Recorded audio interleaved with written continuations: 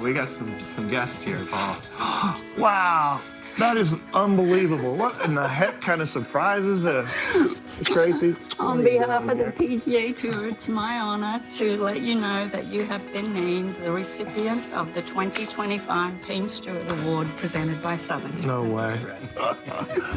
Oh, thank you so much. You're so good. Thank you. Bud, you're awesome. Congrats, man. Thanks, Aaron. Appreciate it. Wow, my whole family got me on this one. This is like killing me. This is awesome. Thank you very much. It's a great honor. It really is. It just is. I miss Payne so much. You know that. Hey, there's my girl. How'd you hold that a secret? I didn't know. I've been crying my We had to heart keep her in the dark, too. I turned around and there they were. In fact, I tried to call Stacy yesterday. I've been avoiding us. That's unbelievable. Well, hey, I'm really honored. I appreciate it so much. I just did not see this coming out. Oh, gosh. I don't get tricked very often. Yeah, we're going to have a great celebration. Way to go, for sure. Yeah. Thank you very much. I'm doing proud. Yeah, appreciate it. Thank you. You got me good. That's great.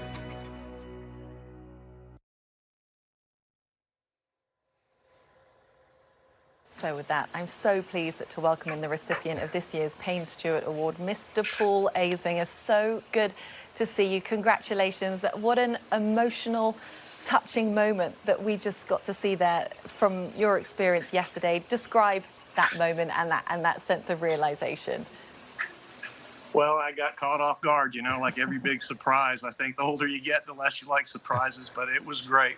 And it was great to see Tracy and Aaron, and you know, what an honor that I would receive this award. And, you know, I love Payne. We were dear friends. We spent a lot of time together, played a lot of practice rounds together. We played Ryder Cups together. And he was there for me when I was sick. And I was his biggest fan when he was winning, you know, major titles and all that. So we go back a long way. I can't believe it's been 25 years since Payne Stewart passed away. And for his legacy to live on like that is a testament to what a great person he was. And I'm just really honored to have this award for sure. Paul, you guys were both dogged competitors. What made the relationship click with you guys, where you formed such a special bond together? You know, I think almost all the time the wives bond first, but in this case, Payne and I bonded pretty quickly. I met him in Hattiesburg, Mississippi in 1982. And he had, I thought, earrings in his ears, but it was actually acupuncture in his ears.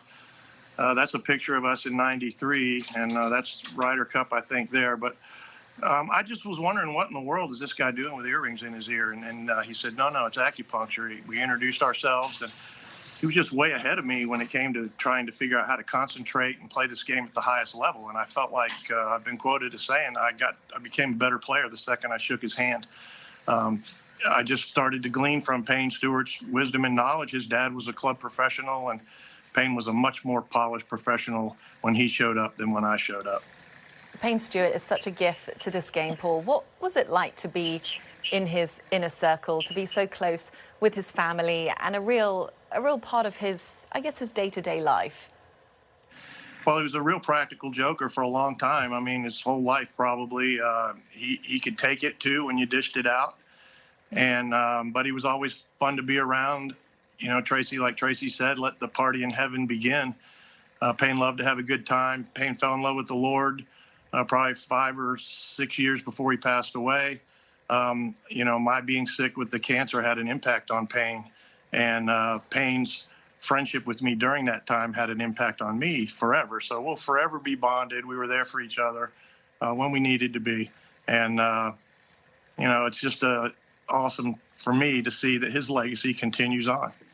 And the award embodies so much in the spirit of giving back, something that his family has been able to maintain, something that you embody day to day as well. Why has this become so important for you? Well, I feel like Payne, you know, he showed immediately his character early on, and he was a guy that wanted to stand out, not blend in, and I like that part of him, because a lot of professionals will get out there and try to shy away from the spotlight a little bit, but Payne didn't. He wanted to be different, look different, play better than anyone else, And that was a real motivation for me. When Payne won Bay Hill in 1986, he gave his entire winner's check, which was $108,000, to the Arnold Palmer Children's Hospital. Now, we didn't have that kind of money. That was a lot of money for Payne back then, and he gave it away. And I just thought, wow, this is a charitable guy. I just never saw that coming. And then he showed his great sportsmanship at Ryder Cup. And he and I studied Ryder Cup together. We loved the Ryder Cup. We were part of, seeing the transformation of the European power in the Ryder Cup. And we strategized and always talked about how we would captain the team. And unfortunately for Payne, he didn't get to captain the team. But a lot of what Payne thought and did, came to fruition when I was the captain. And I've been able to broadcast several Ryder Cups and share and articulate, a lot of how we thought, the inside the room kind of stuff that you don't normally get. And but Payne's big love was Ryder Cup as much as anything. And that's where he showed his greatest show of sportsmanship with Colin Montgomery on the 18th hole at Brookline, when he conceded the putt and gave up his point to Colin Montgomery when the matches were already determined. Yeah, I mean, the Ryder Cup brings out sides of players that we don't get to see on a week-to-week basis. Zing, you brought it up, so I'm going to continue with the theme of Ryder Cup. You know what it takes to be a winning captain. What do you make of the predicament and the situation that Keegan Bradley is in, of course, trying to become the first playing captain since Arnold Palmer back in 1963, and to do it successfully? Is that a positive thing for Team USA, and how can you see that playing out? Well, Keegan's playing great. I don't think the team would. I think the team would be weaker if he wasn't on the team. So I feel like that in of itself, if you can determine that, then he should play. But the problem is that he has to pick himself, which is hard to do. And he's never been captain, so he doesn't know all the responsibilities and duties. He has played though, and he has good assistants around him. And I think the main thing he needs to do is try to create the best environment for success. And I'm not sure what that is. I don't know those players that well now. I really feel like that after hearing what you all had to say in the earlier segment, that he wants to put together a dream team, but we all do. He's getting 6 picks, so he's going to be responsible for 50% of that team. And I feel like Keegan's going to be great. And but I told Keegan, we've been texting a little bit back and forth, but it feels like if he could be the winning captain and be the player, and have a decent match or record, it might put him right in the Hall of Fame. He's already got a major. Paul, you know better than anyone the impact that a captain can have leading the U.S. side to victory back in 2008. We hear in football that home field advantage is usually worth about a field goal. I'm curious, in the Ryder Cup, how many points would you say home field advantage is worth, and how many points can a captain influence, good or bad, over the course of a Ryder Cup? I feel like the Ryder Cup has always been razor thin, a razor thin edge, and home field gives you kind of the advantage in that razor thin, but it's not much, a 1% advantage maybe. But Vegas runs, they only have a 1% advantage in blackjack, and they built some fine hotels on that advantage. So you're looking to slip, if it's razor thin, home field gives you like maybe a 1% or a 0.5%. Now Keegan's got to out-prepare him and make sure his players know the course better than everybody else. And that might increase his chances by another 1% or 2. But either way, it's going to be close, and it's going to be a crazy crowd. I trust that the fans will know how to behave and behave properly at that Ryder Cup. You know that's not going to happen, Zing. It's going to be some crazy scenes out there. He's got to say the status quo company line, though, that, yeah, we want everyone to have, a clean week and nice matches and everyone get along and not have the fans be part of the storyline. But I guess we will wait and see what ultimately unfolds, Zing. Yeah, good luck with that. Just finally, Zing, before you go, I just want to get a closer, window into the Compassion Center that you've built in Florida. You can see behind you the sign that you've got there, One More Child. Tell us a little bit more about the work that you do and the impact that it's making. Well, I appreciate you asking me.